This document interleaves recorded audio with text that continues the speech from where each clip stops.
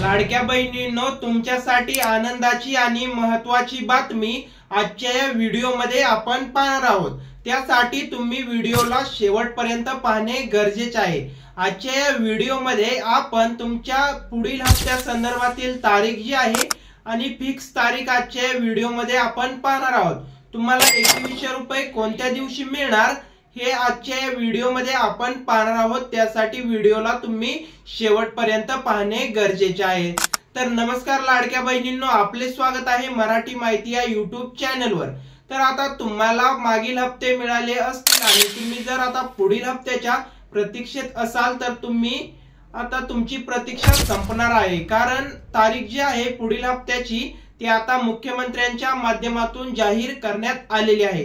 आणि लाडक्या बहिणींनो, बऱ्याचशा YouTube चॅनलच्या माध्यमातून तुम्हाला खोट्या बातम्या देण्याचं काम देखील या ठिकाणी लोक करत आहेत, परंतु तुम्ही कोणत्याही खोट्या व्हिडिओवर तुम्ही भरोसा करू नका, विश्वास ठेवू नका। आपल्या मराठी माहिती या YouTube चॅनलच्या माध्यमातून तुम्हाला अधिकृत आणि खऱ्या बातम्या देण्याचं काम हे अविरतपणे सुरू असतं। त्यासाठी चॅनलवर नवीन असाल तर चॅनलला लगेच सबस्क्राइब करा। तर लाडक्या बहिणींनो, तुम्हाला जो पुढील हप्ता आहे तो अर्थसंकल्पीय अधिवेशनाच्या नंतर मिळणार आहे।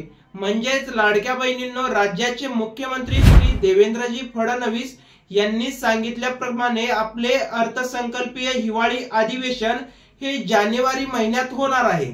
आणि या अधिवेशनावेळी तुमच्या पुढील हप्त्यासाठी जी लागणारी रक्कम आहे, जो निधी आहे, त्याचा विचार त्या अधिवेशनात केला जाणार आहे आणि निधीची तरतूद देखील त्या ठिकाणी केली जाणार आहे। म्हणजेच किती लाडक्या बहिणी पात्र आहेत त्यानुसार आता प्रत्येकी 2100 रुपये प्रमाणे प्रत्येक लाडक्या बहिणीला किती रुपयांचे निधीची गरज त्या ठिकाणी भासणार आहे याची संपूर्ण चर्चा तसेच कॅल्क्युलेशन करून तुम्हाला पुढील हप्ता हा हिवाळी अधिवेशन संपल्याच्या नंतर देणार असल्याची माहिती देखील आपल्या राज्याचे नवनिर्वाचित मुख्यमंत्री श्री देवेंद्रजी फडणवीस साहेब यांनी केलेली आहे।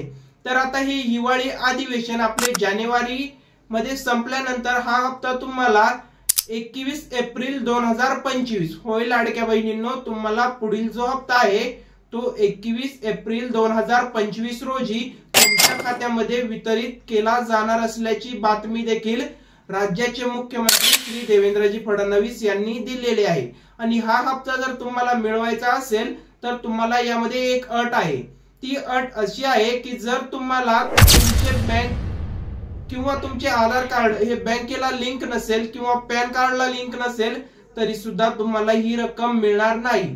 त्यासाठी तुम्हाला काय करायचे आहे, तुमचे आधार कार्ड हे बँकेत जाऊन लिंक करून घ्यायचे आहे किंवा तुम्ही एक नवीन तुमचं बँक खातं इंडियन पोस्ट पेमेंट या बँकेमध्ये देखील सुरू करू शकता, जेणेकरून ज्यावेळेस तुम्ही इंडियन पोस्ट पेमेंट बँकेमध्ये तुमचे खाते उघडता त्यावेळेस तुमचा जो आधार नंबर आहे तो डायरेक्टली डीबीटी ला कनेक्ट होतो, म्हणजेच डायरेक्ट बेनिफिट ट्रान्सफर।